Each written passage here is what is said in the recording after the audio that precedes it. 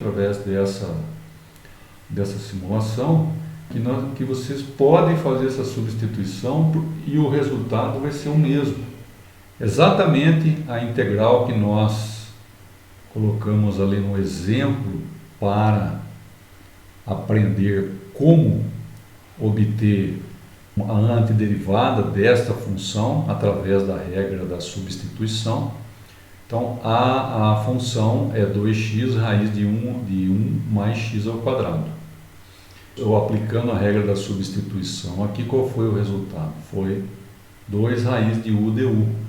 Se vocês lembrarem, este aqui foi o resultado, porque eu fiz a substituição de u por 1 mais x ao quadrado. Essa é a função que nós utilizamos como exemplo para aprender a regra da substituição.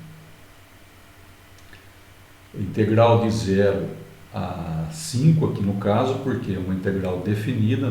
Neste exemplo eu estou colocando uma integral definida, e 2x raiz quadrada de 1 mais x ao quadrado. O resultado da antiderivada desta função aqui é 2 raiz de u du. Mas por quê? Porque eu fiz a substituição de 1 mais x ao quadrado por u. E, consequentemente, du resulta em 2x vezes dx, 2x dx. E essa substituição que resultou no du, me permite chegar nesta integral. Ao calcular o valor dessa integral, que é bem mais simples, né? Ao tirar esse 2 aqui para fora, eu até consigo simplificar aqui 2 por 2 dá 1, vai sobrar somente a integral de 1 a 26 raiz de u du. Raiz de u é bem tranquilo de encontrar a antiderivada. Mas por que agora eu utilizei o outro limite de integração aqui de 1 a 26? Aí é que está o detalhe. Porque ao mudar a variável, o limite de integração também muda. Professor, muito bem. Mas como que eu calculo esse novo limite? Muito simples, eu faço a substituição do limite antigo, de 0 a 5, nesta nova função. Correto? Então, 0, substituo aqui. 0 mais 1 dá 1. Olha aí. Então, o novo limite aqui inferior é 1, ao invés de ser 0. E o limite superior, que era 5? Esse aí vai passar a ser 26. Por quê? Substituo 5 aqui, 5 ao quadrado, mais 1, dá 26. Então, ao substituir a variável, eu também preciso substituir o limite. E como que eu faço essa substituição? Pego o limite anterior e substituo na função que eu fiz a substituição por u. Vou lá, coloco aqui o 0, calculo o limite inferior, coloco o 5, calculo o limite superior. Então agora, ao calcular a integral na variável u, eu vou usar o limite obtido para a função u, que é 1 mais x ao quadrado.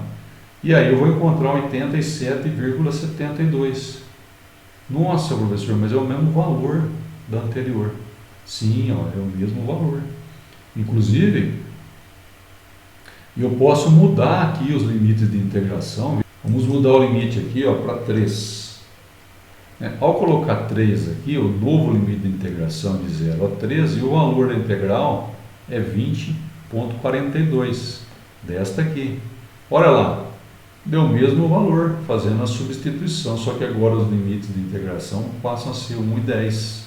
Mas por que 1 e 10? Porque eu substituí 0 aqui, calculei 1, substituí 3 aqui, calculei 10. Mas e se o limite inferior for o outro, for 2, e aqui esse limite ao invés de 3 for 7? Não tem problema. Eu também faço a substituição de 2 aqui no lugar de x, vai virar 5. 2 ao quadrado mais 1. E o 7 também eu faço aqui, fica 50. Então, o novo limite de integração da função que eu substituí é 5 a 50. Então veja, e o valor da integral continua o mesmo. Só lembrando, né, que a integral nada mais é do que a área sobre uma curva entre dois limites, a área entre a curva e o eixo x. Veja aqui, entre 2 a 7, e aqui está calculado entre 5 e 50. Ok? Gostou da aula? Deixe seu like, inscreva-se, veja essas duas sugestões para aprimorar ainda mais os seus conhecimentos.